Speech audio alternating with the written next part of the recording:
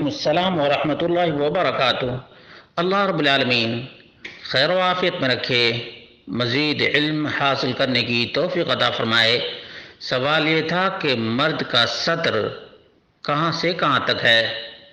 اس سلسلے میں واضح رہے کہ ناف سے لے کر اور گھٹنے تک مرد کے لیے سطر کا حصہ کہلاتا ہے، جسے ڈھانکنا لازم اور ضروری ہے۔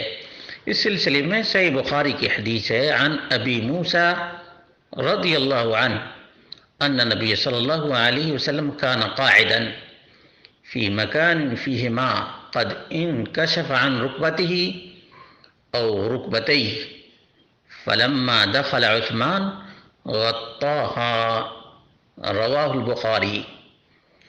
نبی کریم صلی اللہ علیہ وسلم ایسی جگہ بیٹھے ہوئے تھے جہاں پانی تھا، آپ کا گھٹنا کھلا ہوا تھا یا دونوں گھٹنے کھلے ہوئے تھے۔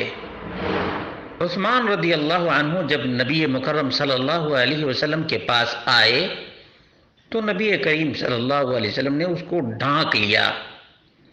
یہ الفاظ صحیح بخاری کے ہیں، اور اس حدیث سے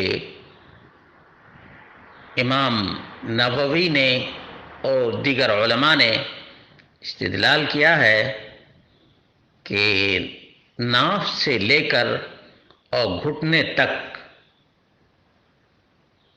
یہ مرد کے لیے سطر ہے۔ شرح المہذب جلد نمبر 3 صفحہ نمبر 174 اور 175 میں اس بات کی وضاحت موجود ہے۔ اس لیے آدمی کو ران